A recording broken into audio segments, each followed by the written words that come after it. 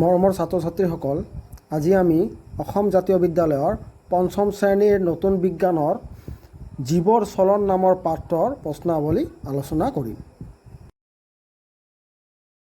১ number প্ৰশ্নটোত আছে, জীৱৰ চলন মানে কি বুজা? উত্তৰ হ'ব, সকলো জীৱই লৰচৰ কৰিব পৰা গুণটোক জীৱৰ চলন বোলে। বুজি পাইছা?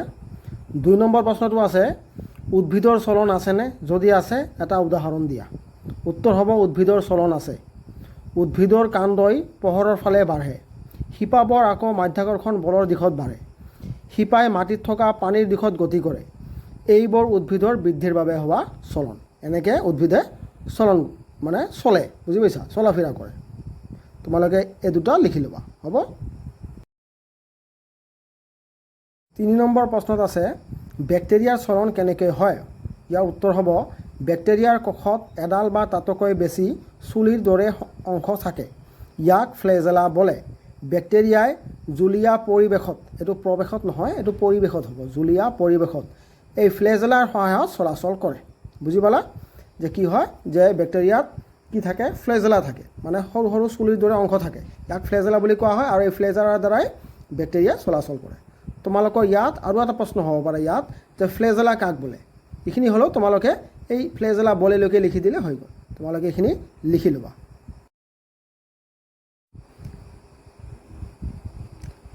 ৪ নম্বৰ প্ৰশ্নত আছে, প্ৰাণীয়ে কিয় চলাচল কৰিবলগীয়া হয়? উত্তৰ হ'ব, প্ৰাণীয়ে খাদ্য গোটাবলৈ এঠাইৰ পৰা আন ঠাইলৈ অহা যোৱা কৰিব লাগে। শত্ৰুৰ আক্ৰমণৰ পৰা নিজকে ৰক্ষা কৰিবলৈ আৰু ৰ'দ, বতাহ, বৰষুণৰ পৰা নিৰাপদে থাকিবলৈ প্ৰাণীয়ে চলাচল কৰিবলগীয়া হয়। বুজি পাইছা তোমালোকে? তোমালোকে লিখি ল'বা। ৫ নম্বৰ প্ৰশ্নটোত আছে, হাড় আৰু পেশী প্ৰাণীৰ শৰীৰৰ বাবে কিয় দৰকাৰী? লিখা। উত্তৰ হ'ব, হাড় আৰু পেশী প্ৰাণীৰ শৰীৰৰ বাবে অতি দৰকাৰী।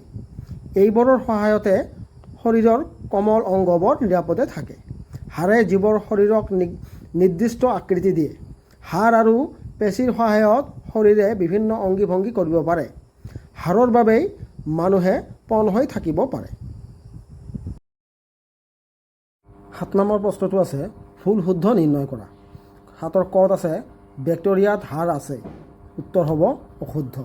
২ নম্বৰ, মাখিয়ে মাথো পাখিৰ সহায়ত চলাচল কৰে। উত্তৰ হ'ব অশুদ্ধ। গ নম্বৰ, প্ৰাণীয়ে হাড় আৰু পেশী দুয়োটাৰে সহায়ত লৰচৰ কৰে। এইটো শুদ্ধ হ'ব। বুজি পাইছে? ঘ নম্বৰটো আছে, শৰীৰৰ চলনৰ বাবে মাংসপেশীৰ প্ৰসাৰণ আৰু সংকোচন হ'ব লাগিব। উত্তৰ, এইটো কি হ'ব? শুদ্ধ হ'ব। ঙ নম্বৰ, কিছুমান সাপজাতীয় প্ৰাণীৰ ঠেং থাকে। উত্তৰ হ'ব শুদ্ধ। প্ৰথম ৬ নম্বৰ, এমিবাই ফ্লেজেলাৰ সহায়ত চলাচল কৰে। উত্তৰ হ'ব শুদ্ধ। তোমালোকে মোৰ ভিডিঅ'বিলাক চাবৰ কাৰণে মোৰ চেনেলটো ছাবস্ক্ৰাইব কৰিবা আৰু তোমালোকৰ বন্ধু বান্ধৱীৰ মাজত চেনেলটো শ্বেয়াৰ কৰিবা। ধন্যবাদ।